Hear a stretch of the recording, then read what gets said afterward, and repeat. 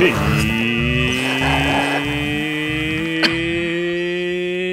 4:20 somewhere, and right now that somewhere is right here. So hello and welcome to the Cannabis Show. I'm producer Vince, and here's your host, Ricardo Baca. Vince, every week you start sounding more and more like Ed McMahon, and I love it. Thanks for that, Vince, that great intro, and to everybody joining us today.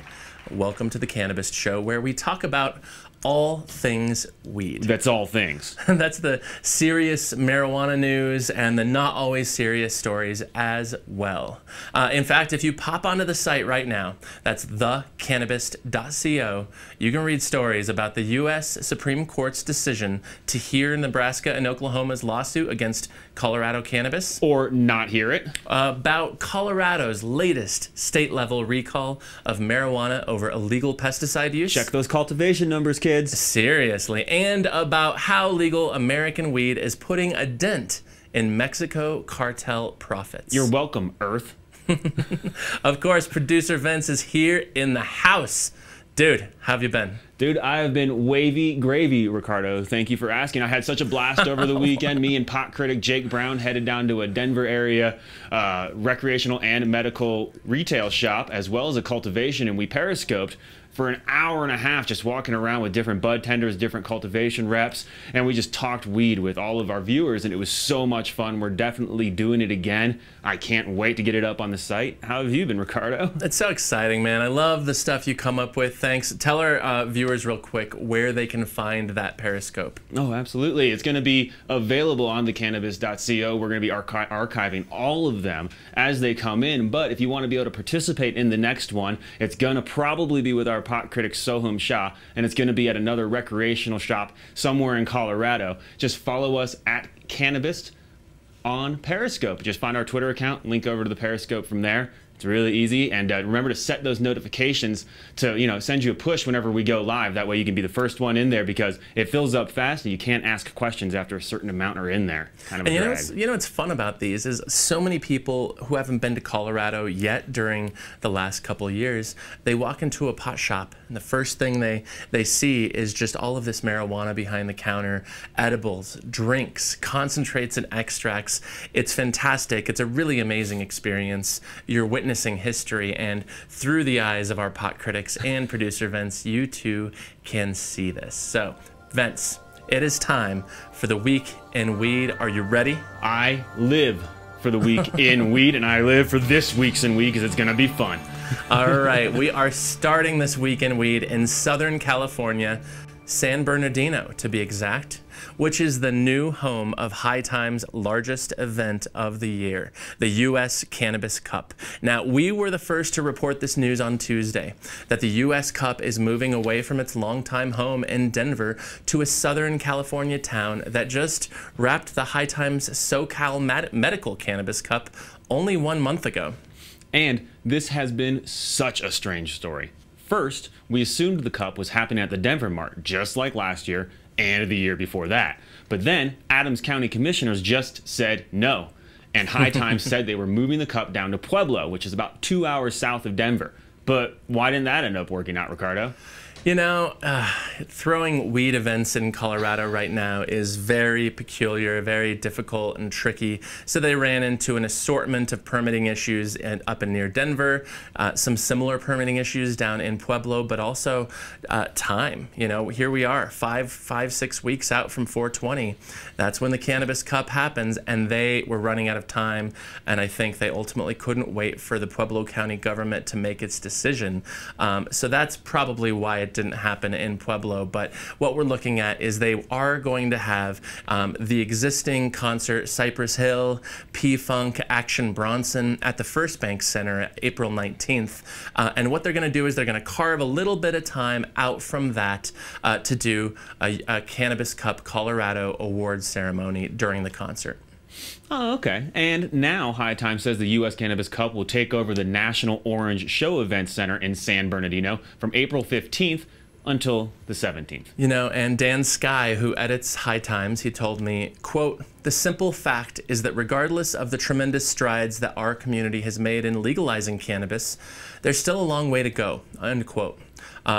So it's interesting, and we'll see where that story goes. And if you're in Southern California, now you can go to the largest cannabis cup in the world. Elsewhere in the Week in Weed, Vince, we have some famous athletes coming out in favor of marijuana as an exercise supplement. And it makes so much sense to me. It really does. I love smoking before I head over to the gym or before I go do any kind of a monotonous, repetitive thing. I ride my bike around the park a lot, almost every morning on the weekends, and I always burn before I do that because, you know, you're putting your head down, you're just kind of going, and that's a good sativa lets you get going. The other side that I see on it is I remember being an athlete, and the caloric intake was insane. And, you know, cannabis raises your appetite, so it makes it a lot easier for you to be able to smoke and then eat a lot more. I get where these athletes are coming and saying this. Yeah, I mean, this has been written about certainly before, but this is fascinating because in the pro wrestling world, you have Rob Van Dam using marijuana in his workouts. In the pro snowboarding world, you have Olympic gold medalist Ross Rebliati. And in the pro basketball world, of course, you have former Portland Trailblazer Cliff Robinson. Ah, Blazer. And now that Cliff Robinson is starting his own Oregon-based weed company, I love that he's finally embracing his new nickname, Uncle Spliffy, which is a play off of his old nickname of Uncle Cliffy. Uncle Cliffy, say it ain't so. You know, I love what snowboarder Rebliati had to say about working out while high. Quote, "As an athlete, there's a lot of repetitive working out that goes on, and going to the gym 2-3 hours a day for 5 days a week for years on end gets monotonous. To be able to spice it up in a natural way for an athlete is the best possible thing," end quote. I bet it is. I mean, can you imagine working out 15 hours a week? It's not a full-time job, but it's a job. It's hard to motivate yourself to keep going back and doing it over and over and over again, dude. I mean, that's why I don't go to the gym anymore. Yeah, I might not go to the gym anymore either, Vince, but it is time to bring out my first guest, who is one of Variety's 10 documentary filmmakers to watch. And he's also the director of Rolling Papers, which is a film about the Cannabist and the Denver Post covering Colorado's first of its kind legal marijuana economy. It's my pleasure to welcome my friend Mitch Dickman to the Cannabist Show. How's it going? Good, man. How you doing? Good. Good to see you. Yeah, good to see you too. You got your second time cannabis mug, I see. Fancy. We're like year anniversary or something like that, right? I think we are. Yeah, Jeez. this is pretty special. Dude, indica or sativa? Hybrid. You're a hybrid guy? Yeah. Really? Yeah. You actually go shopping and look at the hybrid section. Yeah, I don't smoke a ton. I mean, yeah, I'm more of a hybrid guy. Oh, okay. Why? Yeah. I like it being in between, and I'm still somewhat of a novice as it relates to marijuana, and I just like the feeling of hybrid. Cool. Yeah. I like it. Rolling Papers Yep. just finished its theatrical run. Congratulations. Thank you very much. It's been a fun process. I know, Yeah. you know, you and I were clearly friends before this, but now we're much better friends after spending a majority of 2014 together. That's a miracle, that we still are. You know, this film is still on demand. There's things in the future.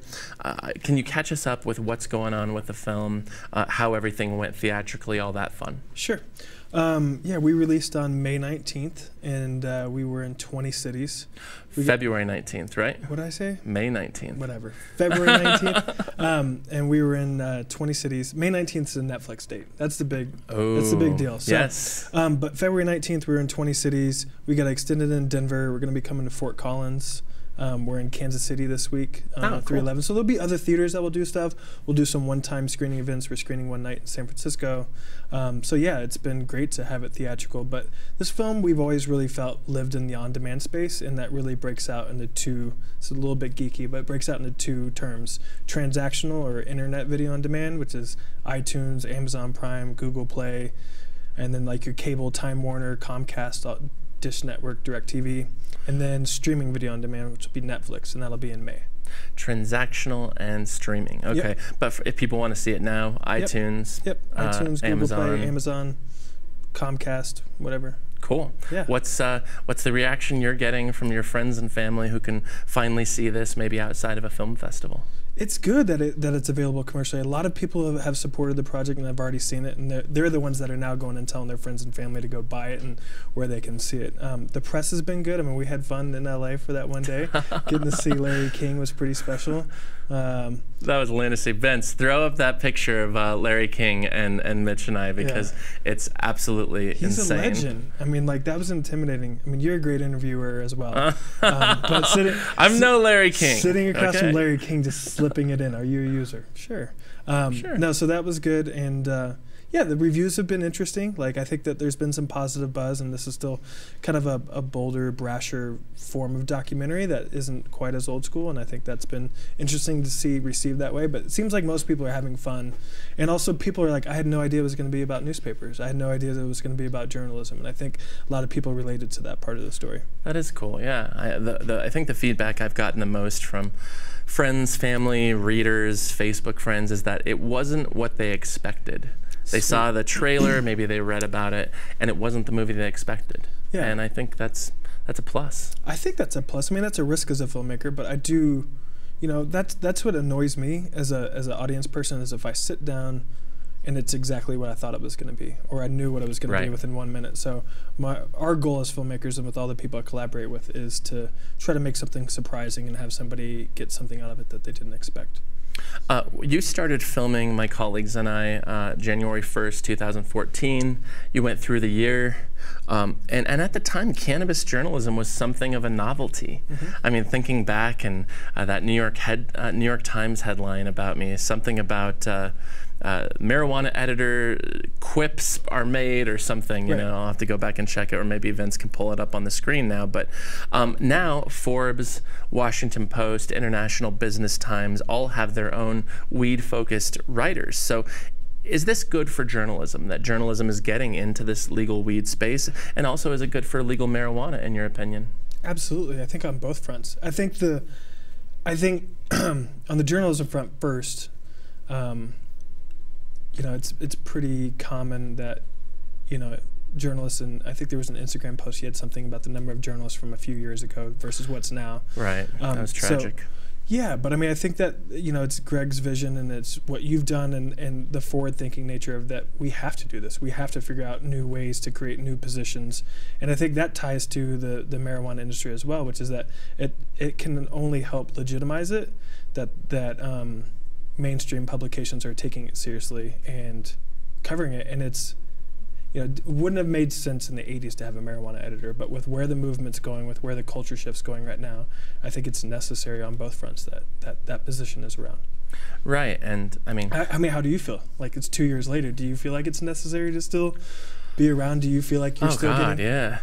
I mean, you know, it's a new industry. It needs a watchdog. It needs people whose job it is to just look after them, and also look at the regulators and make sure that everybody's, you know, behaving at least semi-nicely, but also abiding by a certain code or conduct to be looking out for the consumer. You know, if we weren't here writing about pesticides with every state or city recall, then hopefully other journalists would be, but I think we're the only agency out there that's actually covering every recall and delving into this to a deeper extent.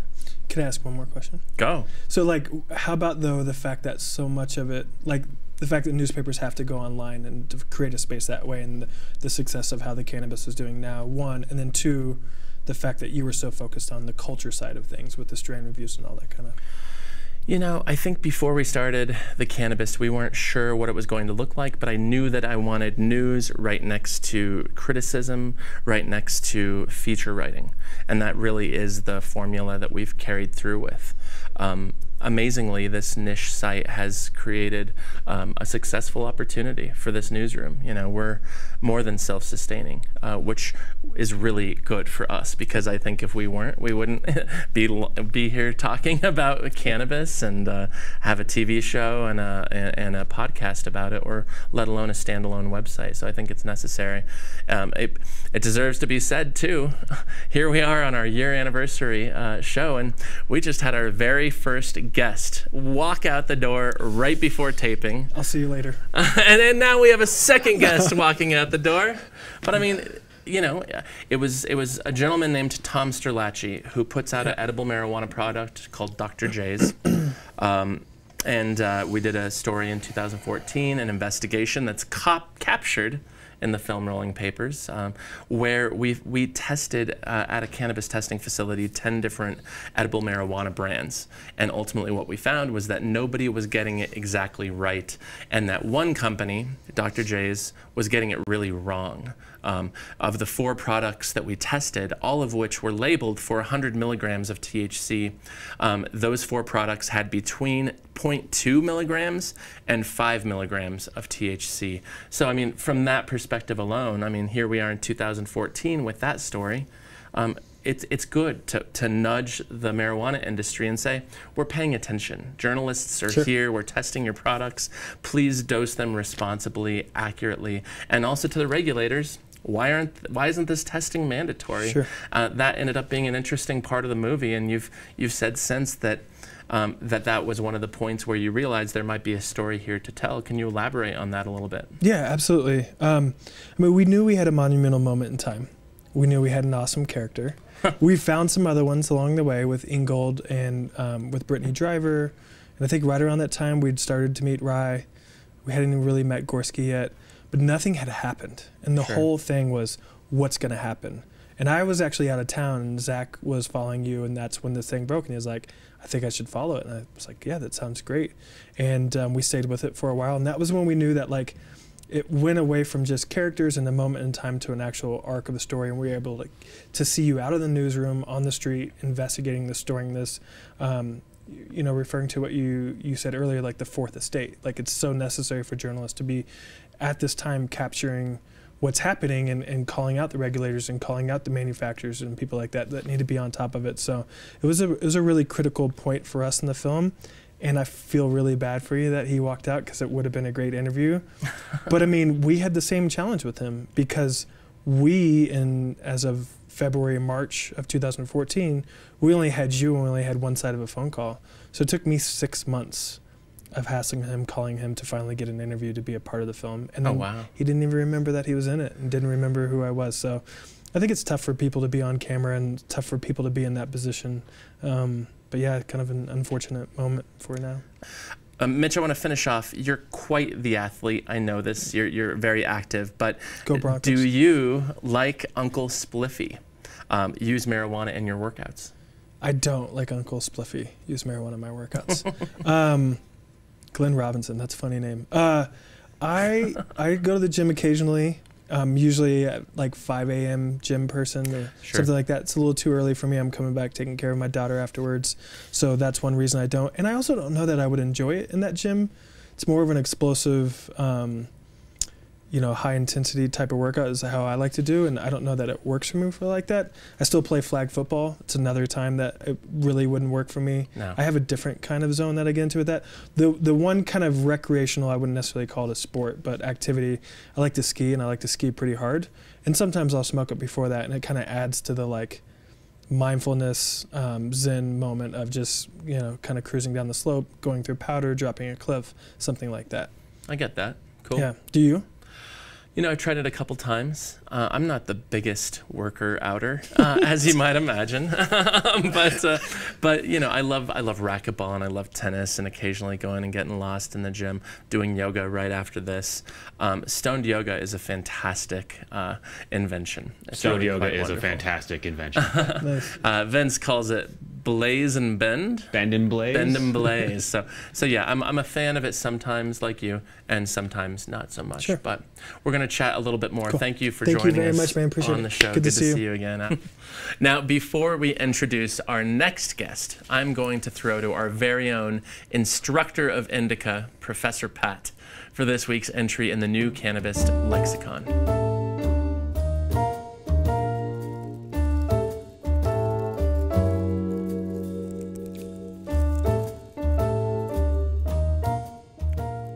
Joint.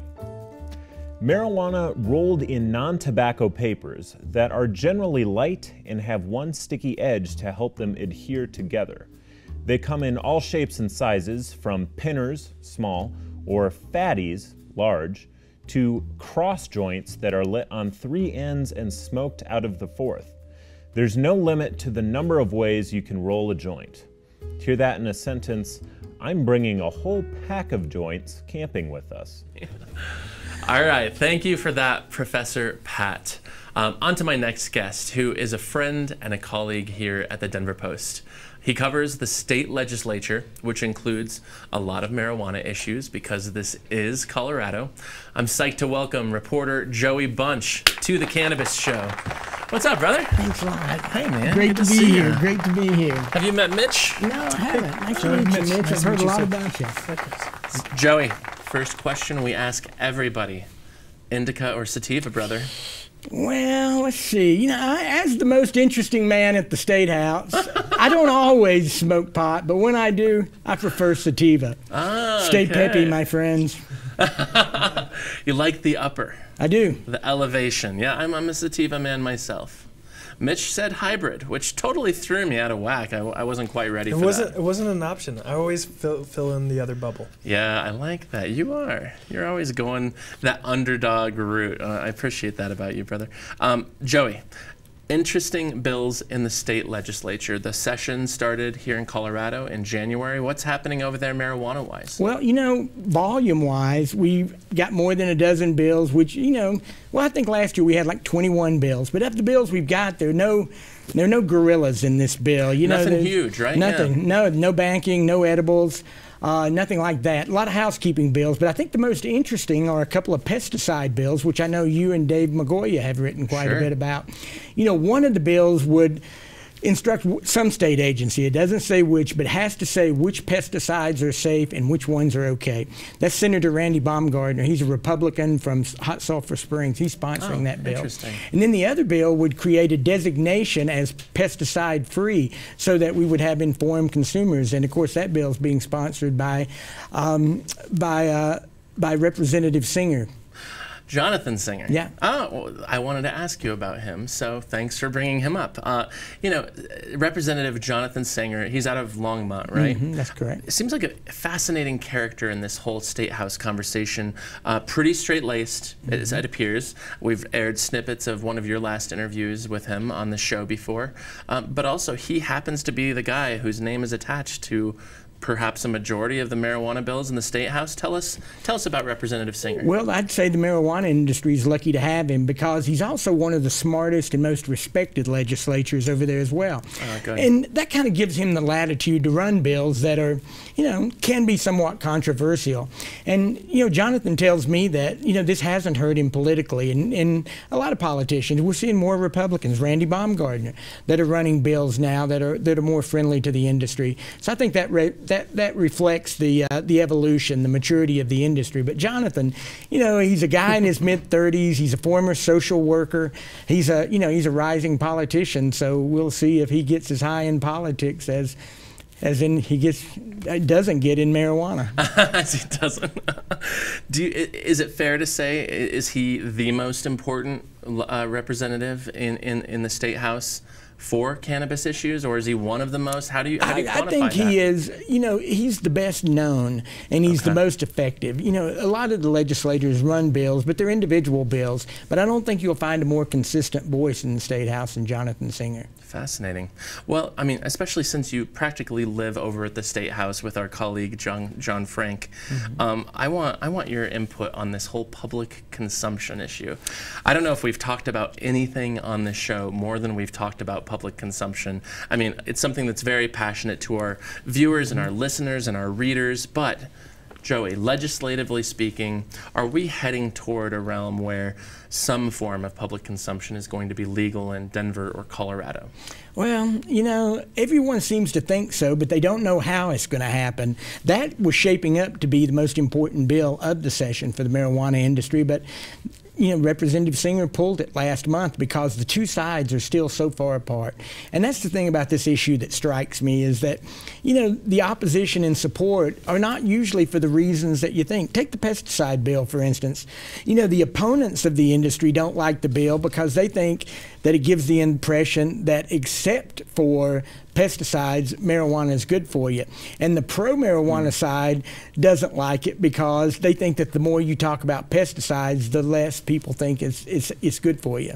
Sure, yeah. It's just the stigma that still exists out there. But, you know, if they can work it out, you know, that would be a big step forward for Colorado because, as you know, tourism has been spurred on quite a bit by the availability of marijuana. Trust me, the people that from out of state, that's the first thing they ask me about. Are they going to be able to smoke when they come here? But there's not a place that you can do it legally. You know, you can't do it in hotel rooms. You can't do it outside legally. You can't do it at Red Rocks legally. So, you know, where are people supposed to go to follow the law unless they go to someone's private residency? And you know, I'm willing to give out my address here if people want to bring it over. Open invitation to Joey Bunch's house.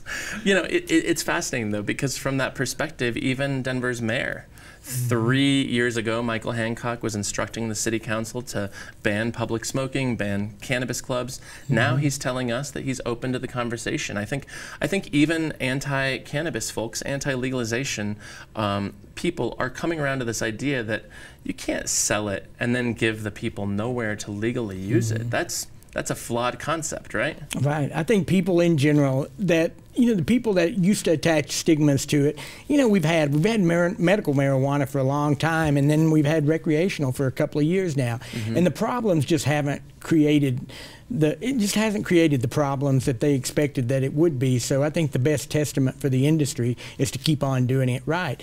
And that's why I think that you see the industry over at the State House. They want people to realize that they're trying to be an industry that, just like any other industry, just like the alcohol industry, just like any other. The pot industry is at the State House. We've reported on what a popular job it's become to be a marijuana industry lobbyist, and I'm sure you rub shoulders with these ladies and gentlemen all the time. They're the same lobbyists that are representing other industries. Oh, yeah. No different. And that is normalization. I want to bring Mitch back into the conversation. You guys, at the beginning of the show, you heard us talking about today's news. U.S. Cannabis Cup is leaving Colorado. It's moving to San Bernardino, California. This is the largest event in High Times event portfolio. And we're losing it. So, I mean, this is a very basic, simple question, but Mitch, let's start with you. Do you care that we are losing the largest High Times Cannabis Cup to California? Does this matter for Colorado? I'm sure it matters to the people in the industry. It doesn't matter to me personally. I find it interesting that it's going to California, with California likely having it on the ballot in 2016. Right. Most likely, definitely having it on the ballot later this year. Joey, I mean, what do you think about it? I think it's a sense of pride for Colorado. You know, we are the state, more than Oregon and Washington, I think, we are the state that you know, is most identified with this. And to lose it, you know, it's like the Telluride Bluegrass Festival going to New Mexico. It's not the same anymore. So I think there are a lot of people that are going to hate to see it go. I hate to see it go. You know, anything that's bad for, you know, the reputation of Colorado is bad for me. It's interesting to see how these county governments are furthering this regulation, because I think a lot of this conversation goes back to public consumption. Right. Adams County commissioners said, no, we don't want this at the Denver Mart. High Times goes down south to Pueblo, about 2 hours south, and they might have come around to it. I know that certain people on the Pueblo County Commission were open to the conversation. They were dealing with the permitting and licensing department. They weren't sure how that was going to go. They ran out of time. But I think when you see people lighting up a joint or a bowl or dabbing publicly, I think a lot of those old reefer madness feelings come out. And it's just something interesting to watch as we progress. Well, it's a simple question for voters. Just ask why. Ask your legislators, ask your city councilman why, and then listen to their answers. And then if that answer is not good enough for you, then you know how to vote in the next election. There you go. Gentlemen, it is time for the pot quiz. And special props to Joey Bunch, who, as we mentioned, we just lost one of our guests, and you offered to fill in at the last minute. So this, you know, you weren't planning on having a marijuana quiz today. You're probably on deadline out there in the newsroom. So thank you for joining us, sir. We're starting with you, Joey. You ready for this? I'm ready.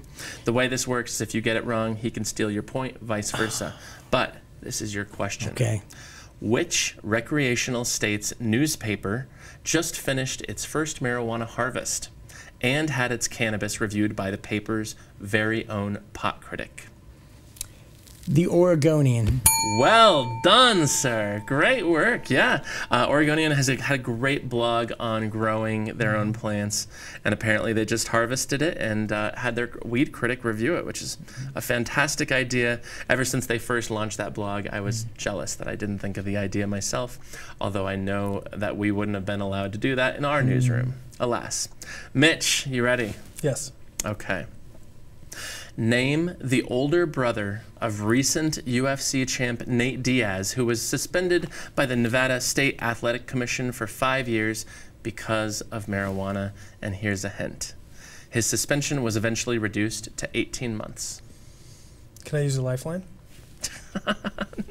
Who are you going to ask? I don't know. No, you can't use a lifeline. It's all you. Who is Kanye West? I don't know. Hey, man, why not?